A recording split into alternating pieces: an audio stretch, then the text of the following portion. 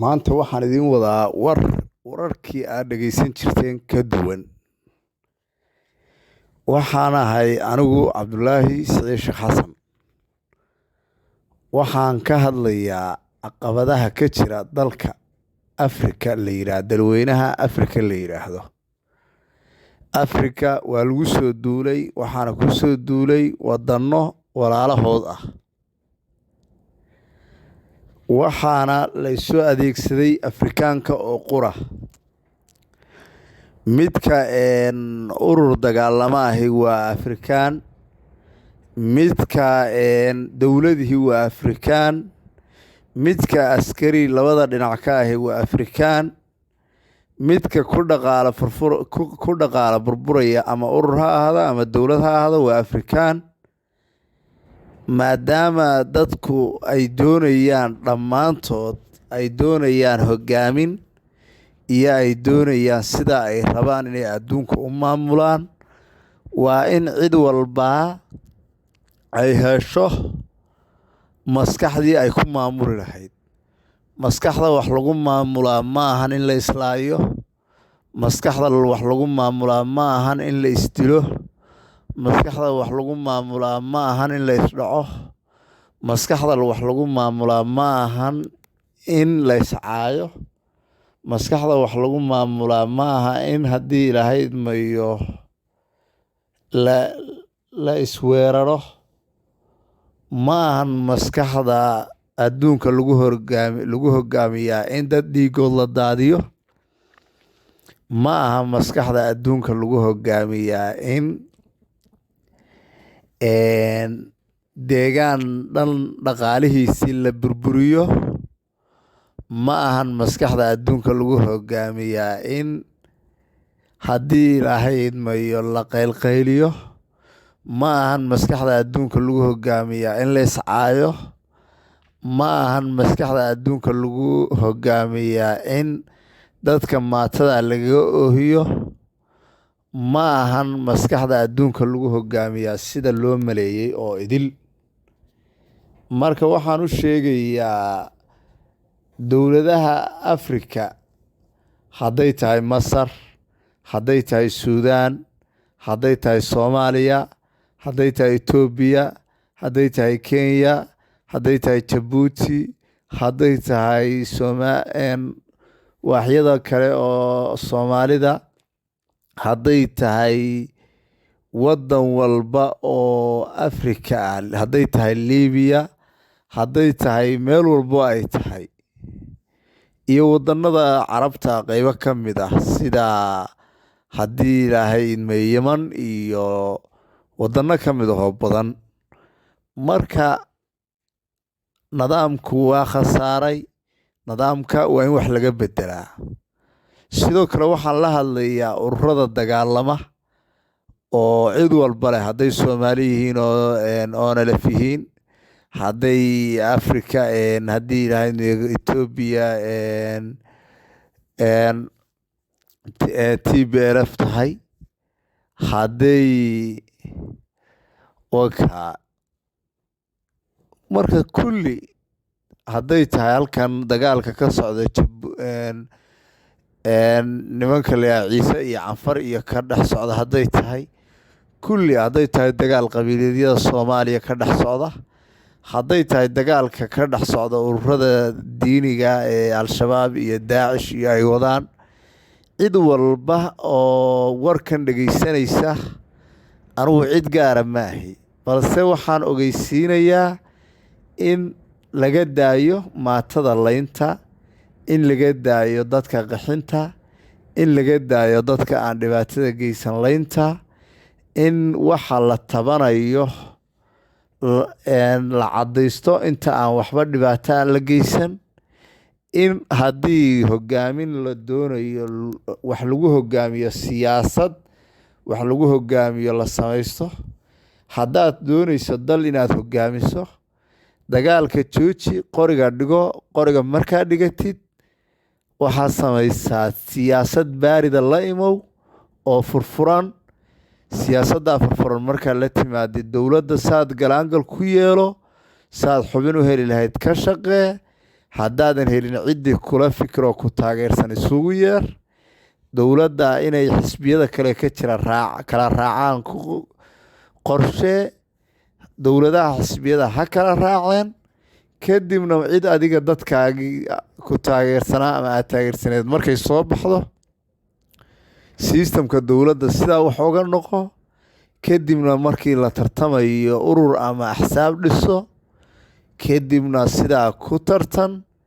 deegaanada hogaamintooda qayb ka mida dowladda adoo sharciga usoo maraya kaga mid noqo.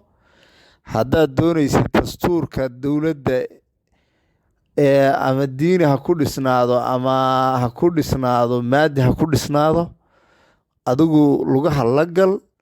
markaad lugaha la gashid, kadibna wixii aad bedeli lahayd markaas ayraayar ugu sii tiiqtiiqso. kadib markaad dowladda ka gaadhid lambarka aad doonaysid, markaas ee heerka ugu sarreeya wax ka bedeli karid. dadka aad isleedahay way ku taageerayaan, afkaartaada ku shub. afkaartaada markay kula qaataan, dadweynaha intiisa kalena amar ha lagu soo rogo. adigu maanta haddaad gaal tahay, sharcigaaga gaalkaa ku maamul. adiguna haddaad muslim tahay, berri sharcigaaga muslimka markaa qabati ku maamul. haddaa maanta adigu muslim tahay oo maamulaysid, muslimnimo ku maamul. adigana haddaa gaal tahay, berri gaalnimadaada ku maamul. balse dagaal hadduu dalku dagaal galo, dee yaa la hogaaminayaa. dalkii waxaa jooga dumar, waxaa jooga ciyaal, waxaa jooga dad waayeelah, waxaa jooga dad culimo ah, waxaa jooga dad caaqil ah, waxaa jooga dad nooc walba ah. marka dadkan nooc walba ah, ma waxaad odhanaysaa cir ka soo dhaco aniga waxaa iga sameeyey. marka cir ka soo dhaco iyo dhuljooge iyo darbi jiife iyo gidaar harsade iyo ma aragtay deegaan burwaaqaale iyo gobaysane iyo geesi iyo garacba, intaba waa la googoynayaa. dee taasi garasho ma aha. marka garashadu waxa weeye, waa in la helaa. haddii intii laga diri lahaa muruqa, waa in maskaxda laga diriraa. taas dadka maskaxda ku dagaalamaya ee hogaaminta doonaya ama wax doonaya way kala hari karaan, habbana way kala adkaan karaan. dadka kale oo maatada shacbiyadda way noolaan karaan, guryahoodu way u dhisnaan karaan, ganacsiyadoodu way u socon karaan. qofkii dee meesha yimaada oo hogaaminihina, meeshuu meel cusub wax ka bilaabi lahaa, meel bilaaban ayuu u imaanayaa. meel bilaaban buuna wax ka sii wadayaa. marka arrinkan anigu baan qabaa, dadka soomaaliya oo dhan baan anigu waxaan leeyahay arrinkaas wax ka bedela. arrinkaasi aniga ilama habboona, waa ila khaldan yahay. aad iyo aad baan u khilaafsanahay. ma ixtiraafsani, ma aqoonsani. halga daayo afrika dagaalka. afrika dagaal uma baahna. afrika weligeed bay waxay ahayd waddan miskiin oo lasoo gumaysanayey. weligeed bay waxay ahayd waddan miskiin oo dhaqaalihiisa la dhacayey. weligeed bay ahayd waddan miskiina oo la wareerinayey. weligeed bay ahayd waddan la isku dirayey. weligeed bay ahayd waddan gumaystuhu kan ka bax kanow soo gal ahaa. marka weligiisna inuu kusii jiro lama rabo. madaxda cusub ee afrika waan la hadlayaa. weliba gaar ahaan waxaan la hadlayaa ninka la yidhaahda abiy axmed. waxaan leeyahay afrika waddan dhisan bay ka ahayd. etoobiya waddan awoodla bay ahayd. waa inaad raaligelin qaran TPLF siisaa. waa inaa oo la heshiisaa. waa inaad dib u soo celisaa. waa inaad canfarta iyo soomaalida islaynaysa heshiisiisaa. waa inaad oromada oo tolkaaya dee dagaalka ku jirta waa inaad la heshiisaa. waa inaad haddii ilaahay idmayo suudaan iyo masar dhexdhexaad la yeelataa. waa inaad adduunka dhinaca ka raacdaa. ninkii afrika koowaadoo biladii nabadda qaatay baad ahayd.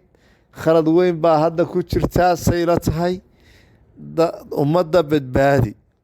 sidoo kale waxaan la hadlayaa madaxweynaha Soomaaliya Xasan Sheekh Maxamuud.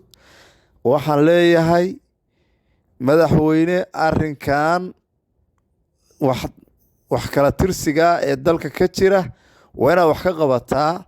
waa inaad Somaliland xiriir rasmi ah la yeelataa. waa inaad qancisaa. waa inaad Puntland iyo Galmudug iyo Koonfur Galbeed iyo Jubbaland iyo Juujuuc ay qabaan demisaa. waa inaad la heshiisaa ummadda. waa inaad dadka isu soo dumtaa.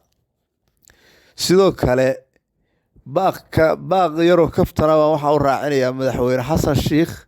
dadku waxay leeyihiin dowladdu waxay noqotay dowlad reere leeyihiin. dee taasna madaxweyne yaysan meesha ka muuqan. waa in wax laga bedelaa. adiga iyo weliba ra-iisul wasaare Xamse aad baan oola hadlayaa arrinkaas. ciddii warbixintan dhegaysataa ha gaarsiiso dadka aan wararkan u wado. waxaan kaloo sidoo kale la hadlayaa madaxweynaha dowlad deegaanka Soomaalida Mustafa. waxaan leeyahay madaxweyne, dee waa in aad adiguna arrinkaas Soomaalida halkaa lagu xasuuqayo, dee Soomaali weeye oo qabiil noqon mayso haddii mar dagaal jiree. waa inaad ciidamo u dirtaa gurile ah oo matala inay yihiin dad shacab ah oo tababaran oo hubaysan. waa inaad u dirtaa. waana inaad dowlad deegaanka hogaaminaysay cidaabtiisa sugtaa. arrinkaas waa inaad xal u raadisaa. haddee waxaan la hadlayaa dhammaan hadal iguma yara. sidoo kale waxaan la hadlayaa ururada diiniga. waxaan leeyahay dagaalka joojiya, nabadda qaata, dowladaha la hadla, wada fadhi la yeesha, shaah wada caba, si degan waxa loo dhammaysto. arrimahan marka arrimo badan baa ku jira. anigu xaqiiqatan layma tusi karo qof la iska dilayo. layma tusi karo qof haddii ilaahay iyo baraka ah. layma tusi karo qof haddii ilaahay idmayo cabanaya. layma tusi karo qof la dulminayo. layma tusi kara arrimahaas oo idil. waxaan codsanayaa cid walba oo warkaygu gaaray in laga shaqeeyo midaysnaanta qowmiga ah iyo midaysnaanta qariiradaha iyo midaysnaanta diiniga ah iyo midaysnaanta axdiga iyo saaxiibnimada ah iyo midaysnaanta danta ah. mar walba ha loo hoggaansamo xaqdhowrka iyo ilaalinta maatada danyarta. haddii ilaahay idmayo bilicda deegaanada, sharafyada dhulalka iyo dee aayadihii ilaahay oo insaanka oo dhan inuu dee karaamaysan yahay tilmaamayo in noolahaas la karaameeyo. ilaahay karaameeyey oo dhiigooda aan la daadin, oo aan dhiigooda la isku daadin, oo aan dhibaato loo geysan. warkaas waxaan ka codsanayaa dadka. midda kale, dadka Soomaaliyeed caqabad kale oo jirta ayaan u sheegayaa. Soomaalidu dagaal ka bixi mayso, wareer ka bixi mayso, culays ka bixi mayso, cuqdad ka bixi mayso. jeeray 3 iska daayaan. 3daasoo ah qabyaalad, isbahdilid, diinka bayrbayr. haddaan 3daa la iska dayn, waliyo bille inaan waxba laga baxayn wareera. haddii nin kula deegaan oo kula dada laga dhigo nasab dhiman, nin kula deegaan ah oo kula dada na qabyaalad la isaga raaco lagu cidleeyo, dee kaasina cuqdadow. haddii diintii iyo sharcigii wuxuu uu qoray barbar laga maro, taasina dee waa cara ilaahay. marka Soomaali waan la hadlay, hadalkayga waan ballaariyey. Waxaan ka codsanayaa dadka Soomaaliyeed oo daawanaya channelkan inay u sheergareeyaan Soomaali oo dhan, gaarsiiyaan warkan. waxaa laga yaabaa inuu wax ka bedelo. waxaa la doonayaa in haddii ilaahayd like la saaro, in channelkan aad subscribe garaysataan. channelkan waxaan u bixinayaa, waxaa la yidhaahdaa magaciisa maanta laga bilaabo waxaa la yidhaahdaa ummadaha Afrika. magaciisa ummadaha Afrika ayaa loo bixinayaa. marka ummadaha Afrika ayuu u shaqayn doonaa. waxaan idinka codsanayaa inaad Afrika beddeshaan, oo beddelka aad ka bilowdaan guriga aad joogtaan, oo aad beddelka ka bilowdaan tuulada aad joogtaan, oo aad beddelka ka bilowdaan degmada aad joogtaan, oo aad beddelka ku xijisaan gobolka aad joogtaan, oo aad beddelka ku xijisaan dalka guud ee aad joogtaan, oo aad kadib dalba dalku kugu xigo aad wax uga beddesho adiga oo adeegsanaya islaax bayna naas. waxaan leeyahay arrinkan anigu haddee xaqiiqatan waxaan ka gubanayaa. maanta warar baan dhegaystay.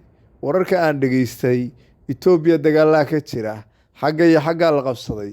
Soomaaliya waxaa hebel iyo hebel baa isqabtay, cir iyo dhul baa isku dumay, balaayaa dhacday, waddan hebel baa waddan hebel u dhaartay, waddan kalaa tijaabiye hub, cirka mid baa ka soo hardamay, waddanka waxa uu weerar galay waddanka iyo waddanka, labadaasa isdiray. waxaasaa i wareeriyey. waxaas wax aan qaadan kara maaha.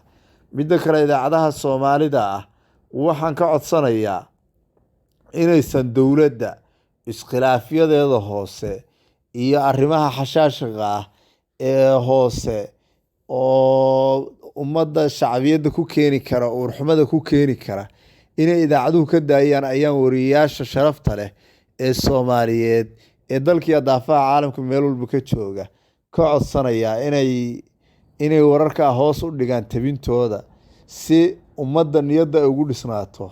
wararka dowladaha iyo ururada iyo sharafta u ah ee qiimeynta ah ee niyad-dhiska iyo kalsoonida leh na waxaa la rabaa inay kor u qaadaan. marka haddii laakiin wixii xumaan la sara mariyo, waxay noqonaysaa in bahdil lagu sameynayo dalka iyo dadka. ha loo turo dalka iyo dadka, ha loo turo dalalka iyo dadadka, ha loo turo adduun weynaha, ha lala tartamo dadka hormaray, ha la iska daayo waxa lagu jiro. war waxaani wax ma ahan. sidaan anugu ma qaba fikriyan. arrinkaani waa ila khaldan yahay. waa idin salaamayaa. waxaanan idin leeyahay channelkan ku soo biira. waa channelkii Afrikaan oo dhan baa iska leh. haddee waxaan idin leeyahay waad i fahmaysaan in badan inaan dantiina ka shaqaynayo. ila socda.